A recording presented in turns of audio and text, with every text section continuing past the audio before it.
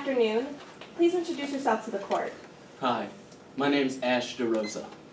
What do you do for a living, Dr. DeRosa? Well, I'm currently a professor in health policy and management at Midland State University. I'm also the co-director for responsible gun policy at the Midland Center. How are you involved in today's case? Well, I was contacted by Hayden Duran to investigate the events surrounding the incident that occurred on August 18th. It was my job to determine whether Lee and Andy Park properly stored and maintained their firearm.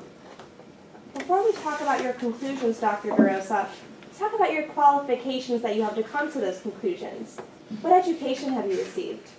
Well, I received my master's in public health from Tufts University before receiving my doctorate from Midland State in public health and management.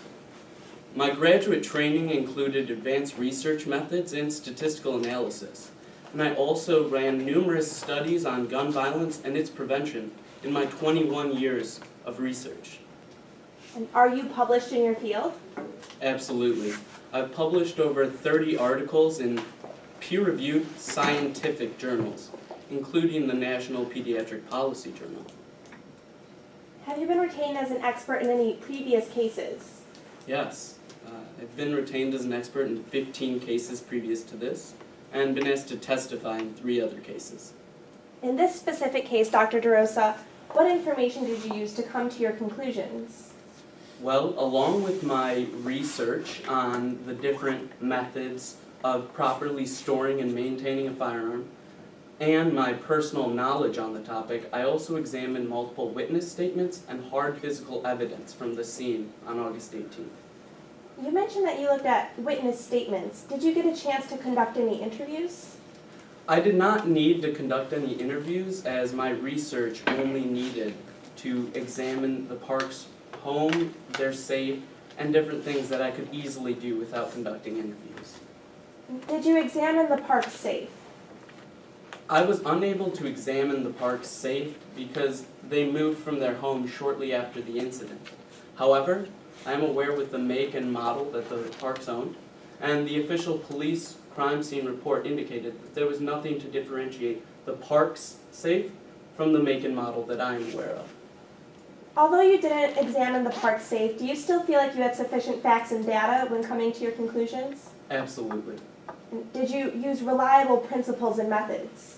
Yes, I used the methods that are seen as standard procedure in many reports in my field of study. Did you apply those methods reliably? Yes. Dr. DeRosa, what were your conclusions in this case?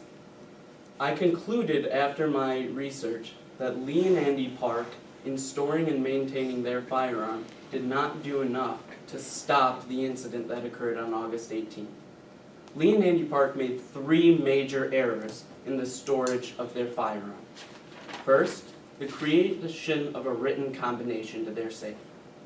Second, the storage of this written combination. And third, the location of the safe itself. Dr. DeRosa, I'd like to talk to you about the first error you mentioned the Park made, the creation of a written combination. What was the Park's combination to their gun safe? Well, Lee and Andy Park decided to make the combination to their safe their birthdays, followed by Sydney's, in sequential order. Was this ideal? Absolutely not. Gun owners storing their firearm in a combination safe should always make sure that their combination is something that can't be easily guessed, such as a birthday or an anniversary. Randomized combinations make the safest combinations. So in your expert opinion, Dr. DeRosa, had the combination to the Park safe been randomized, what impact would that have had on the events of August 18th? On August 18th, had the Park's safe combination Objection, been... Your Honor. Lack of personal knowledge pursuant to Rule 602. Your Honor, may be heard. Rule 602 refers to lay witnesses. Dr. Ash DeRosa has been qualified as an expert in gun safety and gun policy, and he's allowed to testify as to his opinions in his field of expertise. Any response, counsel? Your Honor, Rule 602 does not limit to lay witness testimony alone. And furthermore, Your Honor, 602 states that any witness, expert or lay, must have personal knowledge in order to testify about anything. The opposing counsel's question is speculative in nature, asking what would have happened. And because this expert cannot predict into the future, this is speculative and is therefore inadmissible. Your Honor, may I be heard on those grounds? You may. Dr. Ashtarosa has been qualified as an expert in gun safety and firearm accident prevention. Now, he is allowed to testify as to his opinions on this case and whether or not different actions that the parks may have taken would have impacted the events on August 18th in different ways. May I respond on those grounds, Your Honor? You may. Rule 702 does not give an expert the ability to speculate as to what would happen. He's only allowed to testify with his own expertise and as they relate to the facts. Having him testify what would happen, there is a need for personal knowledge, and pursuant to Rule 602, it is inadmissible. Your Honor, may I be heard on those grounds? You may. The question was stated in your expert opinion. This wasn't saying what actually would have happened on August 18th had something else been changed. This is asking Dr. DeRosa to state simply his opinions on the case, and he is allowed to rationally base those opinions on his perceptions. I'm going to go ahead and sustain the objection. Yes, Your Honor. But I'm going to allow you to ask him his opinions on those matters in a non-speculative way, if you like. Can you give an example, Your Honor? Just ask him what he feels are safe measures that could have been taken and how successful it is, or something like that. Yes, Your Honor. Your Honor, motion to strike the portion of the answer off the record. Granted. Proceed, counsel. Now, Dr. DeRosa, I'd like to talk to you about the second error you mentioned the parks made, the storage of that written combination. Where did the parks store that combination? The parks stored the combination of their safe in an unlocked filing cabinet in their unlocked office, which was problematic to me because Sydney had access to that office at all times. And Dr. DeRosa, what is the proper way to store a combination to a gun safe? Well, the proper way to store a combination is to memorize it. Quite simply, once a combination is written down, it allows anyone who has access to that piece of paper access to the safe and its contents, as what happened on August 18th with Sydney Park.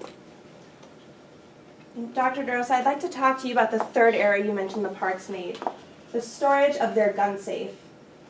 Where did Andy Park store her safe?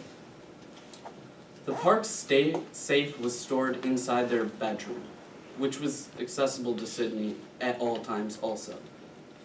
Why was that problematic? Well, while it may seem understandable to keep the firearm in their bedroom in case of emergencies, I found this especially problematic because just the day before, Andy Park had found out that Sydney knew where the gun was located and failed to move it to a safer location, which was inaccessible to her daughter. So where should a gun owner store their safe? Well, quite simply, in a place that's completely inaccessible to anyone that shouldn't have access to it, such as a high corner in a closet. And Dr. DeRosa, what impact did these three errors have on your conclusions? Well, after looking at these three errors, I concluded that had the parks taken steps to change one or any of these errors, the events that occurred on August 18th may have never happened. Thank you, Dr. DeRosa. I have no further questions. Counsel.